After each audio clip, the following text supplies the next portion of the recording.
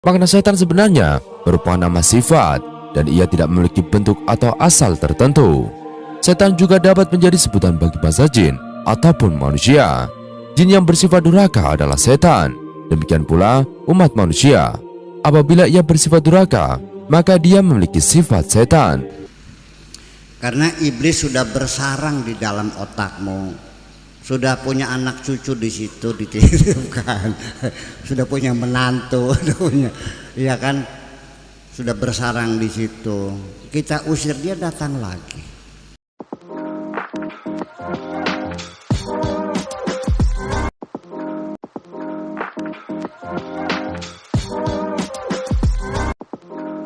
Apa perbedaan setan, iblis, dan jin?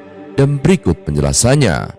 Perbedaan setan, iblis, dan jin mengutip dari kitab Tauhidul Adilah 1 karya Kiai Haji M. Syafi'i Azami. Kata setan menurut Syekh Ahmad As-Syafi'i berasal dari kata syaitona yang artinya jauh dari rahmat. Makna setan sebenarnya merupakan nama sifat dan ia tidak memiliki bentuk atau asal tertentu. Setan juga dapat menjadi sebutan bagi bangsa jin ataupun manusia. Jin yang bersifat durhaka adalah setan. Demikian pula umat manusia. Apabila ia bersifat durhaka, maka dia memiliki sifat setan. Hal ini sebagaimana dijelaskan dalam Al-Quran surat Al-An'am ayat 112.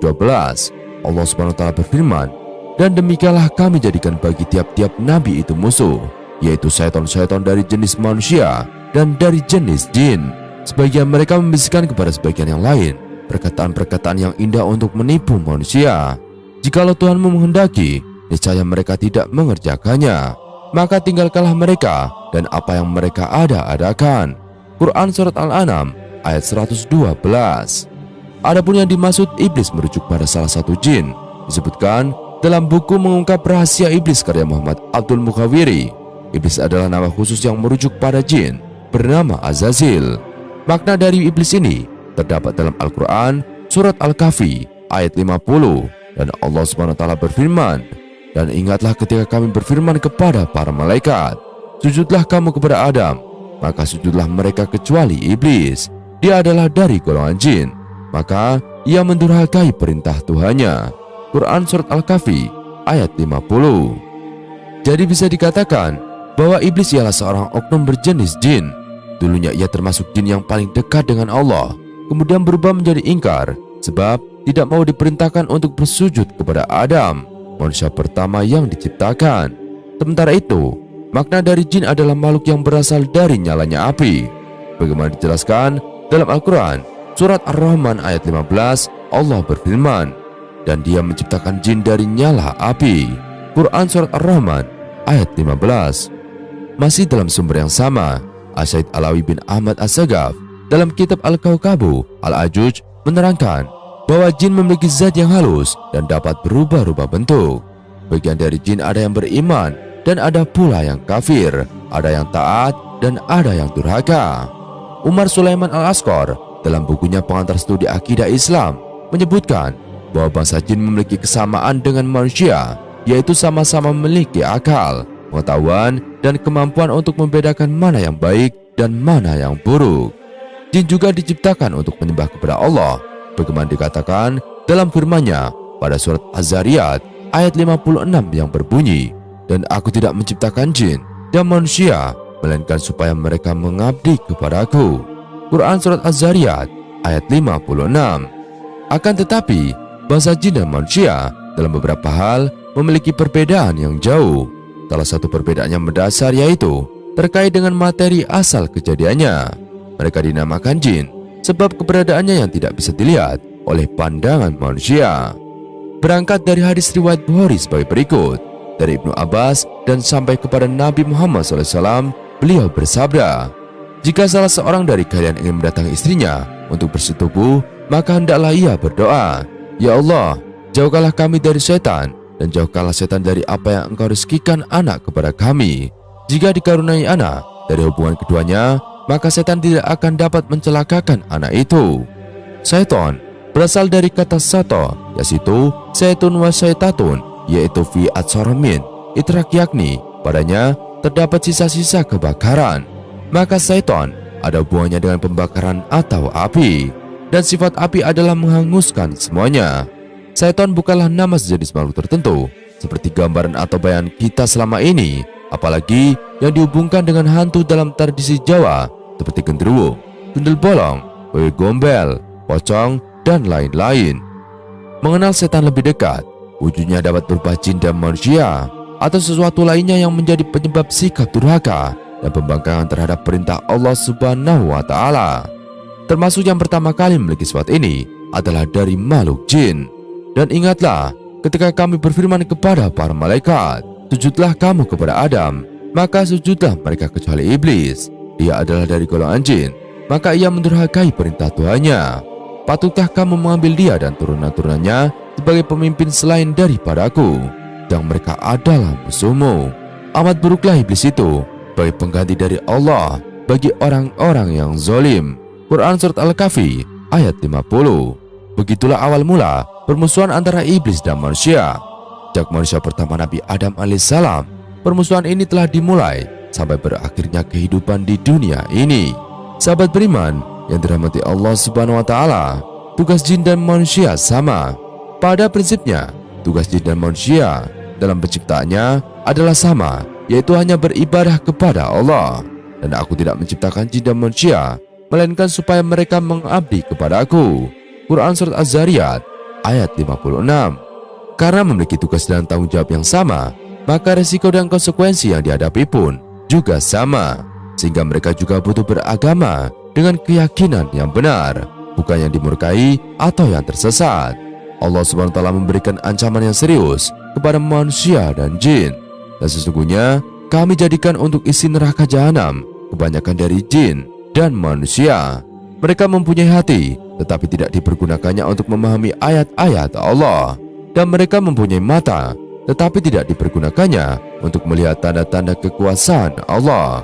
Dan mereka mempunyai telinga, tetapi tidak dipergunakannya untuk mendengar ayat-ayat Allah.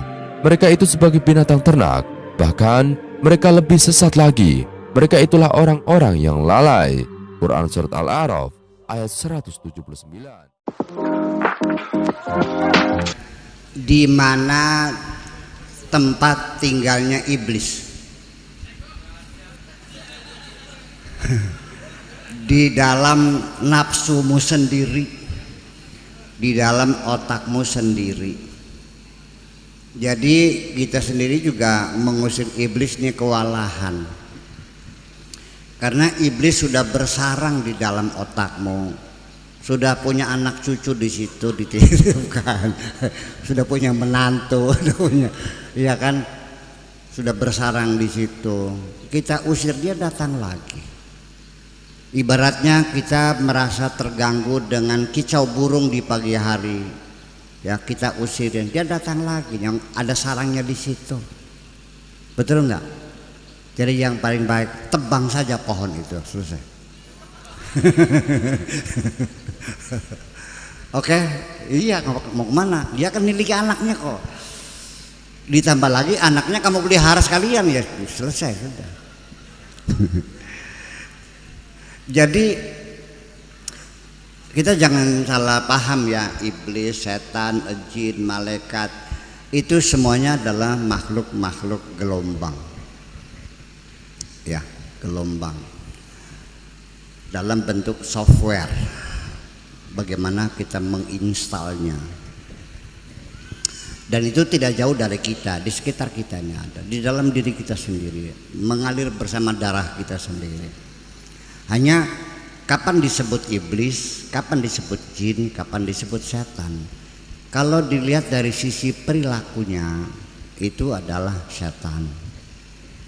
Kalau dari potensinya namanya iblis. Dari sisi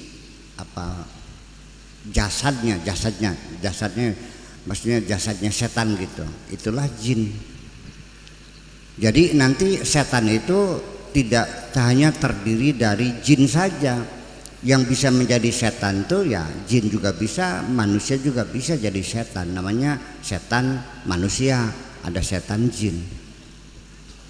Nah, yang perlu kita waspadai itu lebih berpotensi, lebih efektif penggodaannya itu setan-setan yang berbentuk manusia daripada berbentuk jin. ya itulah. Kalau jin menggoda paling berbisik-bisik di hati kita, suruh melacur. Tetapi si pelacurnya itu adalah setan yang berbentuk manusia.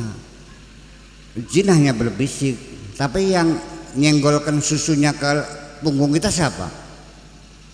Sing takon lagi apa Kang jadi senggol, susunya tempelkan di pundak, nyel ada. Kari jin mah langkah susunya nok langkah. Gak ada. Jin mah gak ada aromanya, tapi setan berbentuk manusia menyengat bau parfumnya tuh. Ngerokoknya Marlboro juga, kepul kan gitu. Setan yang berbentuk manusia, setan laki-laki, ya setan laki-laki manusia, berbentuk manusia, datang ke rumah ngajak main judi. Kamu bilang nggak punya duit, nggak khawatir, saya pinjemin dong. Nah kalau jin mah bisa minjemin uang sama kamu. Ya makanya nanti setiap orang yang punya gagasan untuk memberi manfaat kepada masyarakatnya, membangun masyarakatnya, jangan dikira mulus-mulus saja, akan diuji oleh Allah. Percaya. Bahkan kadang sesama kiainya juga memusuhi kamu kok. Percaya nggak? Iya. Jadi namanya setan itu bisa berbentuk tukang macul, bisa berbentuk pelacur, bisa berbentuk pejabat, bisa berbentuk kiai, berbentuk, tergantung.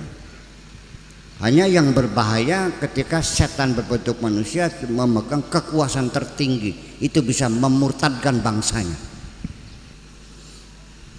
Mana lagi? Nih, ini kata Gusti Allahnya nih. Walaqad ja'alna likulli nabiyyin aduwwa syayatinil insi wal jinni.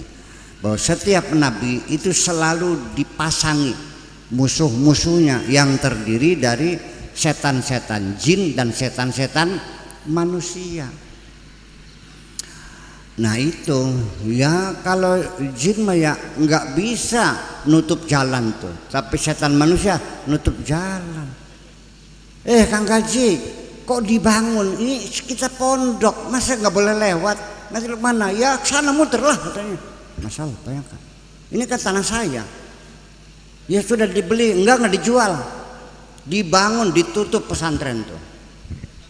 Ini bukan katanya, ini terjadi betul-betul, betul nggak? Setan bukan tuh? Lah iya, mana ada setan bisa bikin bangunan? Lah itu persoalannya, dibangun. Ya Allah ya Rabbi, gimana sih? Ya mah tanah dia, ya dijual lah, nggak dijual. Nah itu orangnya sembahyang, orangnya puasa, orangnya naik haji, itu termasuk alladzina yujahiduna fi sabilillah atau termasuk alladzina yasudduna an sabilillah? Ayo pilih mana? Yang mendorong perjuangan atau yang menghalang-halangi perjuangan? Nah itu persoalannya. Jangan-jangan kita juga jadi setan juga nih. Sampai sudah beli kerasa. Iya, jadi itu beda, mana yang physically, mana yang spirit, mana yang behavior, itu perilakunya ada spiritnya dan sebagainya. Potensinya namanya iblis, perilakunya namanya setan, dan ininya zatnya itu namanya jin. Itu sebangsa jin juga gitu. Jadi jangan salah bahwa iblis juga beriman sama Tuhan loh. Lebih ma'rifat juga iblis daripada kamu mah. Ayo ngantel beli. Ya iya makanya.